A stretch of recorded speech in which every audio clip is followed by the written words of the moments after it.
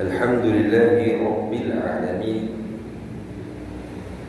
wal aqibatu lil muttaqin, wa la udwana illa 'alal zalimin. Asyhadu an la ilaha illallah wahdahu la syarika lah, wa asyhadu anna sayyidana Muhammadan abduhu wa rasuluh. Allahumma salli wa sallim ala sayyidina wa habibina wa syafi'ina wa sufrina wa maulana Muhammad.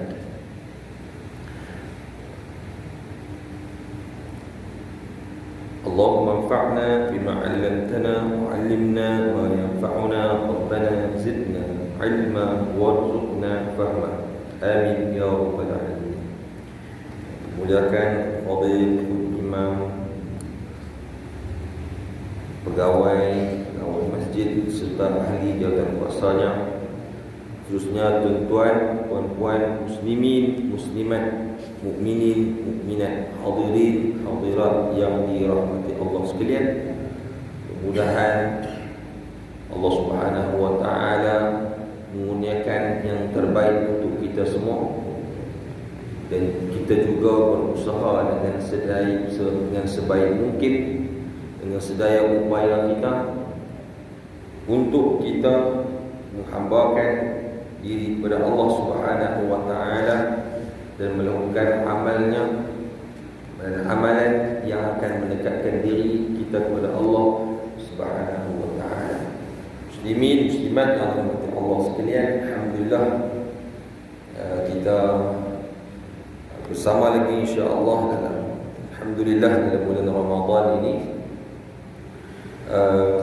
Mudah-mudahan keberkatan, keampunan kepada kita semua, insya-Allah. Amin. Pagi ini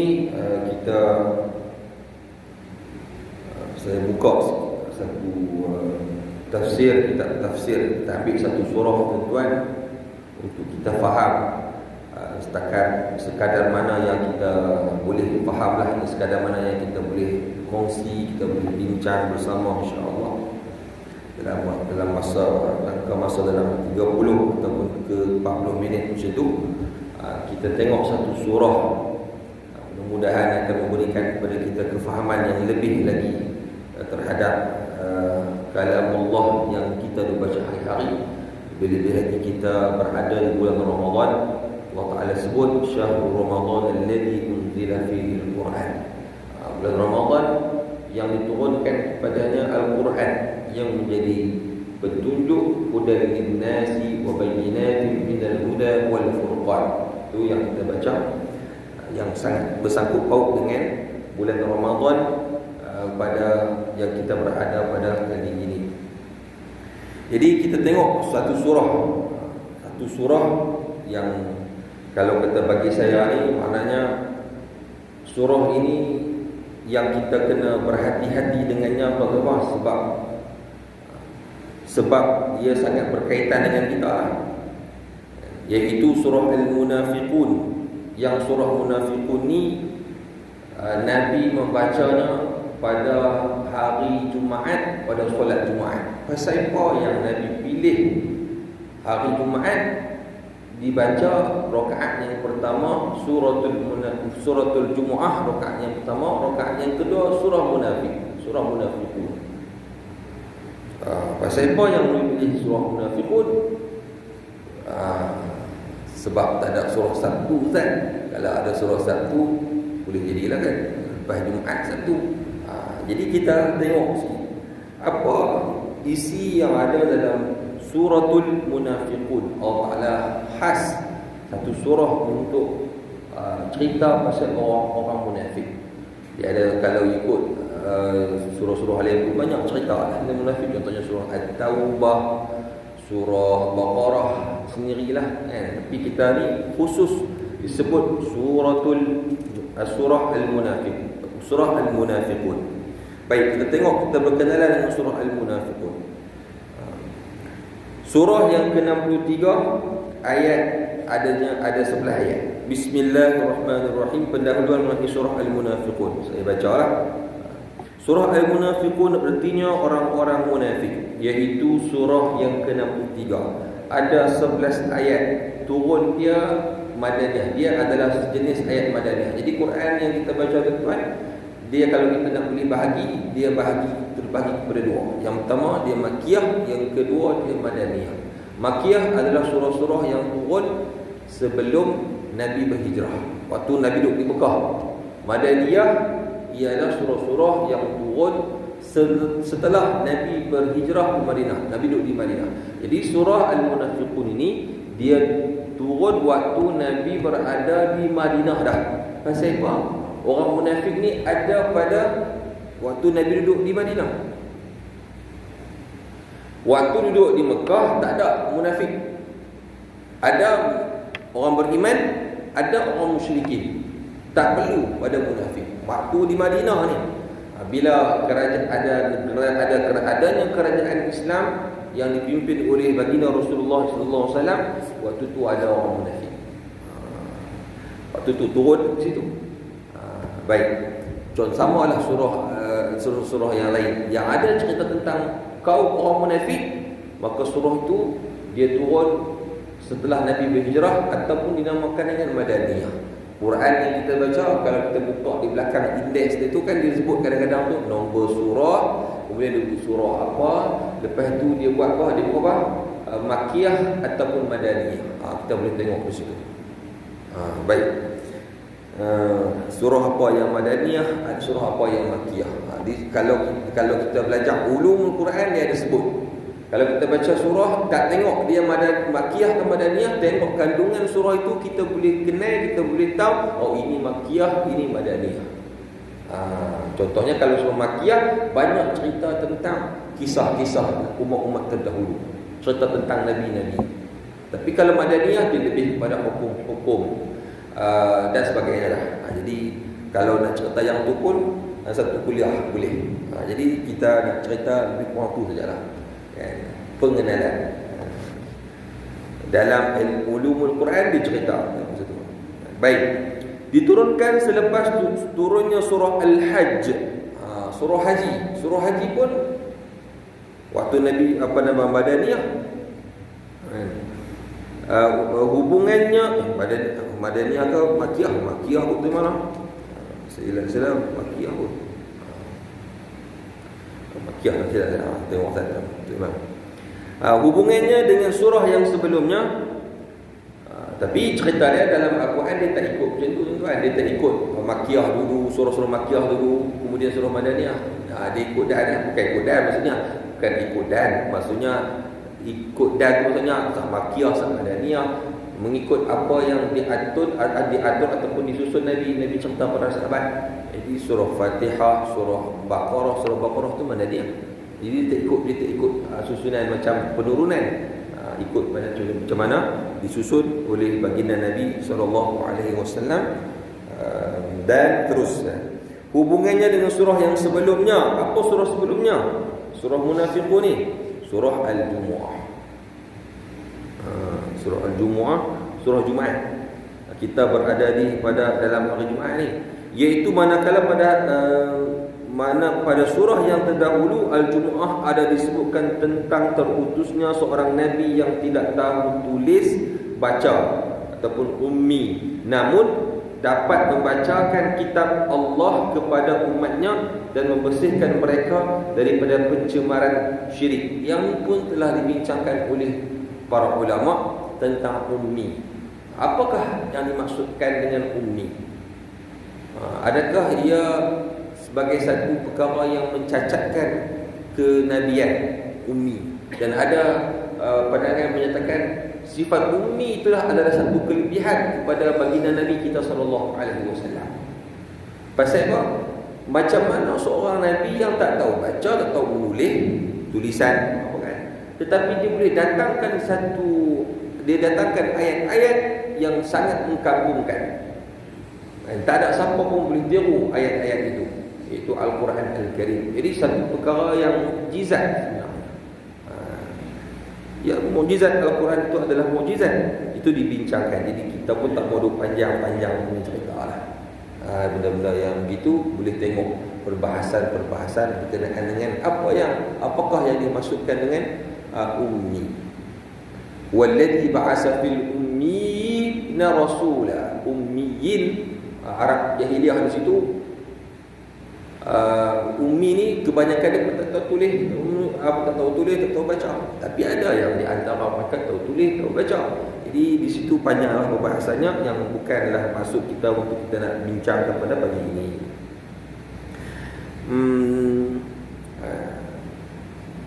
Mengajarkan kitab dan hikmah, di samping menyuruh kerjakan solat Jumaat dengan meninggalkan urusan dagang semasa Jumaat didirikan. Ini sebelum surah Al-Munafiqun. Jadi cerita pasal idza nudiya lis-salati min yaumil jumu'ah, kemudian bertebaran habis solat tu, bertebaranlah mencari kurniaan Allah kan. Lepas tu masuk surah Al-Munafiqun. Jadi dah susun elok tu, dia ada sebab-sebab yang kita belajar dalam ilmu munasabah. Apa munasabahnya? Ayat 180 contohnya dengan ayat 121 yang kadang-kadang kita pun tak faham sebab dia macam tak tajuk tiba-tiba masuk tajuk ni pasal apa. Ayat ni cerita macam lain, tiba ayat lepas tu cerita lain pula. Dia ada munasabah ayat, ilmu munasabah ayat, ayat demi ayat, ayat demi ayat tu dia ada cerita-cerita dia sendiri. Apa hubung kait yang kadang-kadang kita tak nampak hubung kait itu. Itu dibincangkan oleh dibahaskan oleh para ulama. Ya. Pasal apa surah Fatihah, kemudian surah Baqarah. Lepas Baqarah pasal apa surah Ali Imran. Pasal apa wahyu yang pertama turun, Iqra bismi rabbikal ladzi khalaq. Surah tu duduk nombor yang ke-96. Jadi semua tu telah dibahas, telah dibincangkan oleh para ulama. Yang kalau kita mengaji, kita akan nampak masya-Allah tabarakallah betapa hebatnya Al-Quran yang ada pada kita, yang kita baca dan jadikan panduan dalam kehidupan kita, menerangi kehidupan kita di dunia. Bukan sekadar itu, ia juga akan menjadi penentu kejayaan kita besok di akhirat nanti. Baik.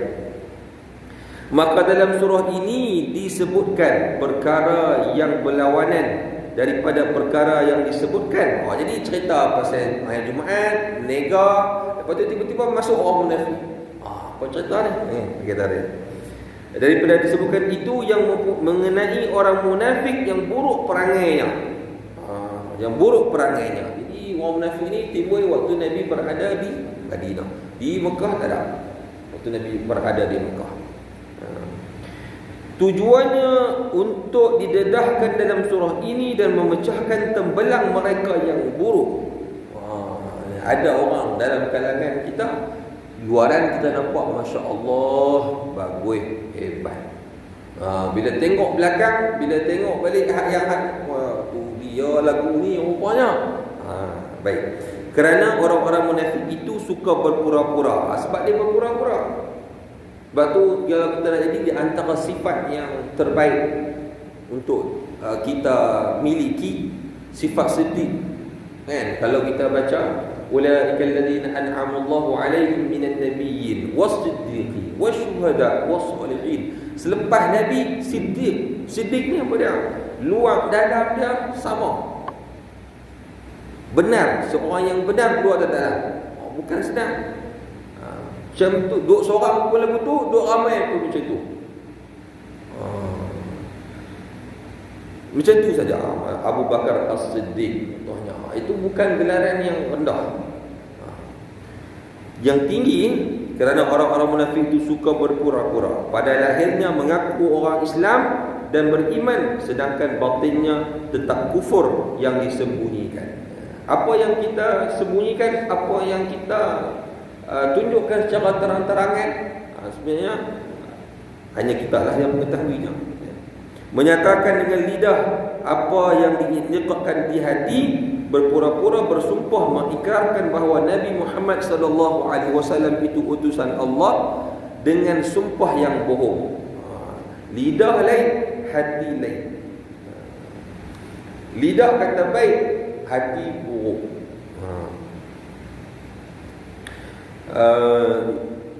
Patutlah nama mereka yang buruk itu ditonjolkan dalam Al-Quran untuk memalukan mereka dengan diberi nama surah Al-Munafiqun. Mereka lebih besar bahayanya daripada orang-orang yang mengaku kafir berterang-terangan. Lebih bahaya mereka ni daripada orang kafir. Orang kafir kita boleh nampak mereka tu aku kafir. Tahu dia ni kafir. Tapi kalau orang yang kafir daripada sulburan dalaman memusuhi Islam, itu sangat bahaya. Sebab kita tak tahu. Kita tak tahu. Luar nampak okey, yang ni yang kita kata apa? Tikam belakang, api dalam sekam, gunting dalam lipatan. Berapa banyak kita kata dalam apa kita punya bidalan, kita punya perumpamaan, kita punya apa kita pepatah dalam bahasa Melayu kita pun banyak menyuruh ke arah tu. Maknanya dia cerita bukan dalam Quran, bukan cerita pasal Makkiyah, Madaniyah. Seluruh kehidupan manusia bersangkut paut dengan perkara-perkara yang macam ni. Ada satu perkara yang penting. Jadi boleh gitu. Jadi sangat benar, sangat bagus, sangat kita kata tepatlah surah ini dibaca waktu hari Jumaat. Rakaat kedua sembahyang Jumaat mengingatkan kita itulah kehidupan dunia. Berapa kali kadang-kadang kita sendiri pun ditikam belakang kan, ataupun digunting rupanya kan. Ada gunting dalam lipatan ni, sangat bahaya orang yang macam ni. Islam hancur, khilafah Islam hancur. Kita ada selepas Rasulullah Khulafah Ar-Rashidin, kemudian ada kerajaan Bani Umayyah, kemudian Abbasiyah, dia ada Osmaniyah dan sebagainya. Itu dihancurkan oleh orang yang munafik. Berlakon Islam, tapi sebenarnya memusuhi dan menyebelahi puak-puak kafir. Lagi bahaya. Tak tahu rupa-rupanya, Masya Allah. Baik. Bahaya. Mereka lebih besar bahayanya daripada orang-orang yang mengaku kafir berterang-terangan. Keburukan mereka patut didedahkan. Oleh sebab itu Nabi SAW pada hari Jumaat membacakan surah Al-Jumu'ah dalam rakaat pertama sebagai anjuran agar kaum mukminin rajin beribadat, dan membacakan surah Al-Munafiqun dalam rakaat yang kedua sebagai paluan pula kepada orang-orang munafik. Apa panggil? Dia munafik kan ramai zaman Rasulullah. Dikatakan ada 300 orang munafik yang diketuai oleh Abdullah bin Ubay bin Salul. Sembahyang Jumaat dia boleh duduk belakang Nabi. Duduk belakang Nabi, kerana Nabi beriman duduk di belakang, tapi sebenarnya dalam hatinya adalah kekufuran. Baik, baru kita masuk surah ni. Sikit-sikit dah lah tuan, sebagai kita kata langkah awal mencetus kepada ke depan ni, maknanya untuk kita nak tambah lagi, untuk kita tambah lah. Jadi cukup lah macam tu kan. Cuma kalau kita ada masa lagi, kita sambung lagi. Bismillahirrahmanirrahim. Itu 7 huruf. Sikit lagi lah. Dengan nama Allah yang pengasih lagi maha penyayang. Idza ja'akal munafiquna qalu nashhadu innaka la rasulullah wallahu ya'lamu innaka la rasuluh wallahu yashhadu innal munafiqina lakadzibun.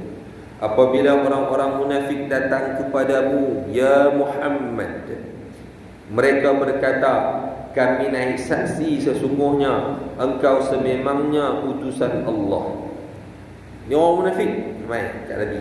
Dan Allah mengetahui sesungguhnya engkau memanglah benar menjadi utusannya. Dan Allah naik saksi sesungguhnya orang-orang munafik itu sememangnya para pendusta.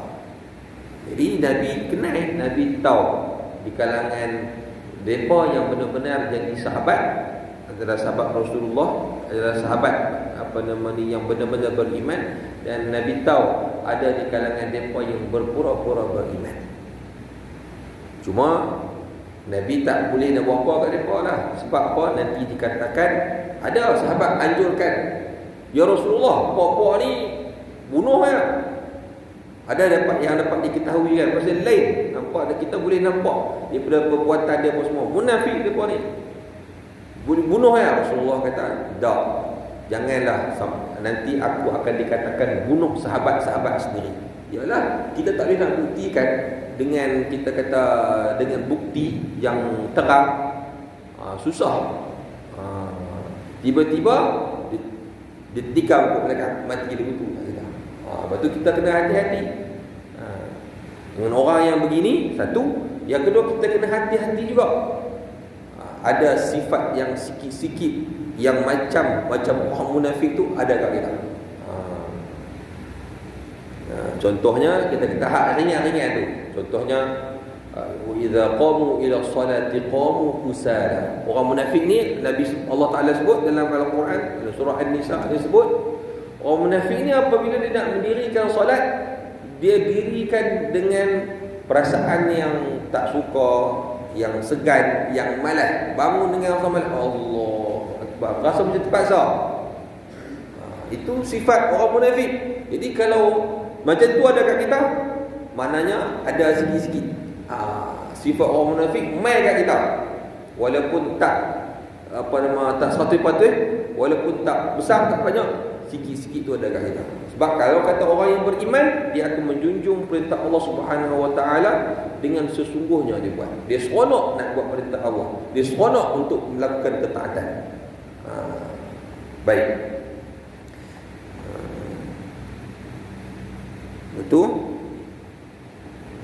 Dan Allah naik saksi sesungguhnya orang-orang munafik itu sememangnya para pendusta. Jadi Nabi tahu kalangan para sahabatnya yang benar-benar beriman yang hanyalah mereka ini munafik.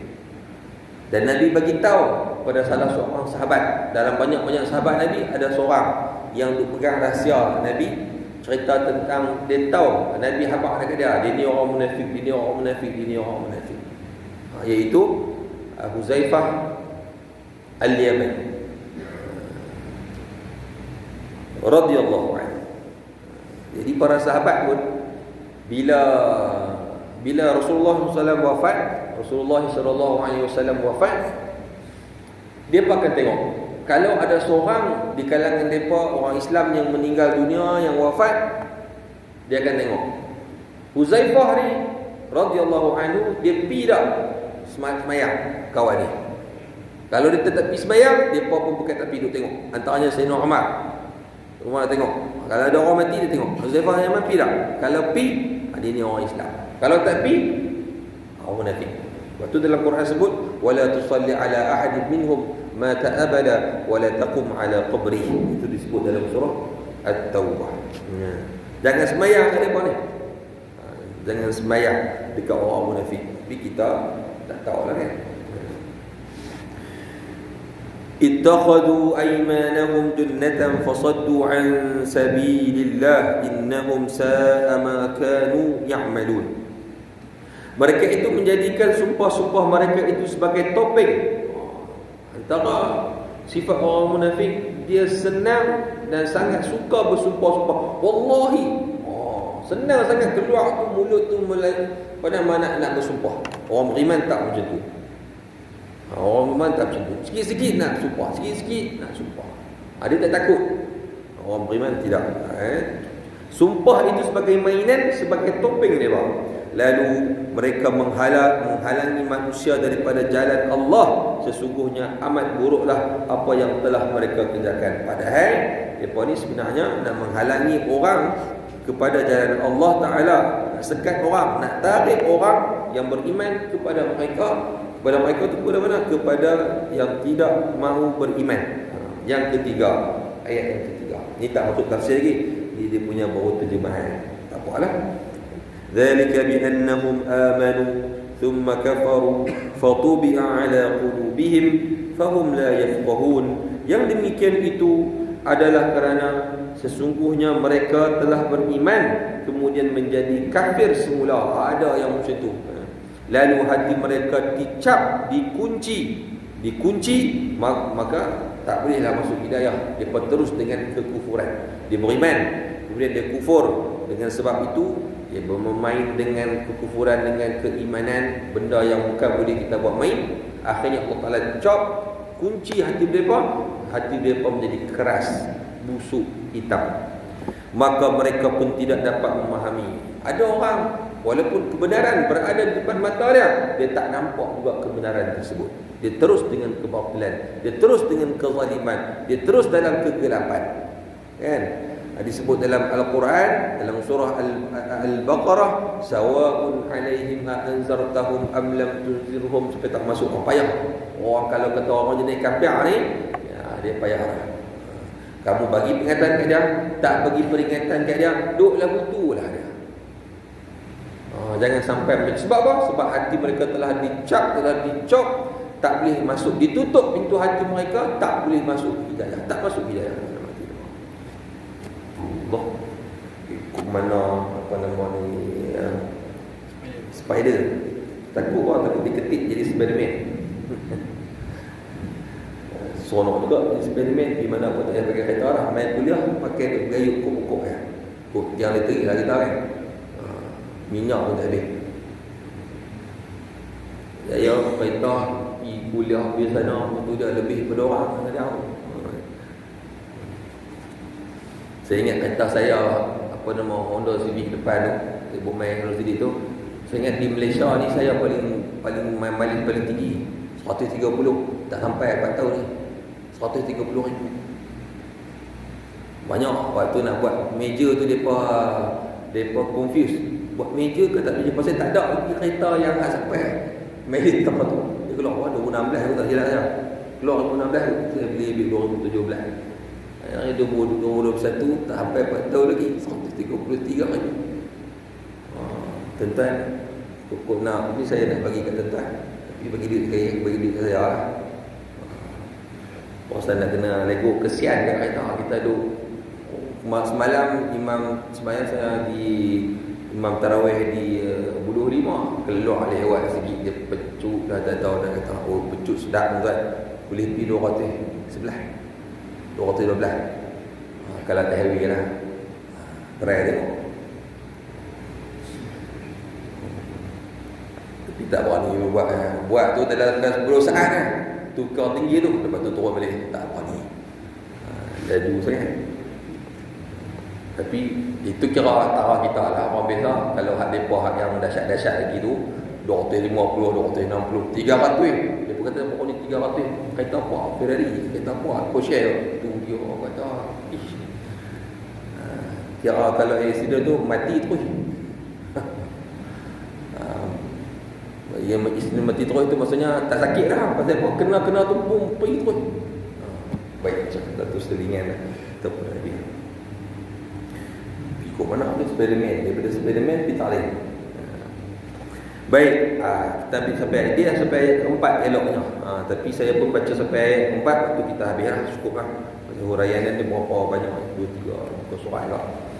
Wa idza ra'aitahum tu'jibuka ajsamuhum wa in yaqulu tasma' liqawlihim ka'annahum khushubun musannadah yahsabuna kulla sayhatin 'alayhim humul 'adu fahdharhum qatalahumullah anna yufakun. Dan apabila engkau melihat mereka, engkau akan dikagumkan oleh potongan badan mereka. Masya Allah, gerak tengok tu. Kita kagum dengan mereka ni kadang-kadang. Orang munafik ni, kita kagum dengan nampak kehebatan luaran mereka, fizikal mereka, percakapan mereka, kagum kita. Pandai cakap, pandai berhujah, kadang-kadang pandai keluar ayat Quran. Hebat. Dan sekiranya mereka bercakap, dan sekiranya mereka bercakap, pasti engkau tertarik mendengar perkataan mereka. Jangan kita duduk dengar orang cakap sedap, kita kira dah syok dah. Kita dah betul kot, tak mesti. Kerana memang ada orang kata-katanya tidak selari dengan hatinya, dengan perbuatannya. Kan? Cakap tak serupa bikin. Melayu kata apa? Antara dia menanam bagai menanam manis mulut manis, bagai menanam tebu bibir bagai menanam tebu di bibir itu. Dan sebagainya lah dia punya perumpamaan. Melayu kita pun ada. Kemudian perkataan dia bagus, hebat, lancar, petah dengan hujah dan sebagainya, tapi malangnya di hati mereka itu penuh dengan kekotoran, kekufuran dan sebagainya. Yang tak elok. Masya Allah. Yang ni yang kita takut. Kita dengar cerita Al-Quran ni tuan-tuan, bukanlah kita duk ingat kawan ni, kawan ni.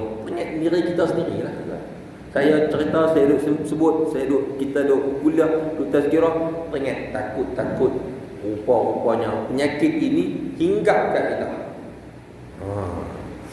Mereka itu seolah-olah tunggul yang tersandar, yang menyangkakan setiap teriakan yang keras itu ditujukan kepada mereka. Itu dia. Ayat Quran turunnya dia berasa macam obey kat kita.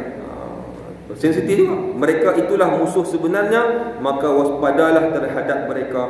Allah laknat mereka, ke mana mereka akan memalingkan muka dari kebenaran. Baik.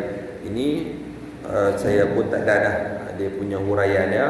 Nak baca pun pasal ambil masa juga. Dia bila baca, dia tak boleh baca saja, dia nak kira nak hurai juga. Jadi cukuplah takat itu. Saya ingat sikit-sikit perkongsian kita, mudah-mudahan bermanfaat untuk kita semua. 30 minit cukup insya-Allah. Ada tali apa tak ada? Kalau tutup tak ada. Pasal kalau ada tali kena makan. Hanya kita. Wallahu a'lam. Begitulah kita punya perkongsian pada pagi Jumaat yang mulia ini. Kita di bulan Ramadan, bulan yang mulia, yang kita ambillah peluang kita berada di bulan Ramadan ini untuk kita meningkatkan amalan dan ketakwaan kita kepada Allah Subhanahu wa taala di hari yang baik, di bulan yang baik, di saat yang baik ini. Kita doakan Allah Subhanahu wa taala mengurniakan kepada kita kebaikan. Amin amin ya rabbal alamin. Sallallahu ala sayyidina Muhammad wa ala alihi washabbihi wasallam. Alhamdulillahirabbil alamin. Bismillahirrahmanirrahim. Alhamdulillahirabbil alamin. Wassalatu wassalamu ala sayyidil mursalin wa ala alihi washabbihi ajma'in. Allahumma inna nas'aluka ridhaka wal jannah wa na'udzu bika min sakhatika wan nar. Allahumma innaka 'afuwwun karim tuhibbul 'afwa fa'fu 'anna wa 'an walidina wa 'an jami'il muslimin wal muslimat bi rahmatika ya arhamar rahimin. Allahumma anfa'na bima 'allamtana wa 'allimna ma yanfa'una. Rabbana zidna 'ilma warzuqna fahma. Rabbana atina fid dunya hasanatan wa fil akhirati hasanatan wa qina adzaban nar. Sallallahu ala sayyidina Muhammad wa ala alihi wa sahbihi wa sallam. Alhamdulillahi rabbil alamin. Amin ya rabbal alamin. Assalamualaikum warahmatullahi wabarakatuh.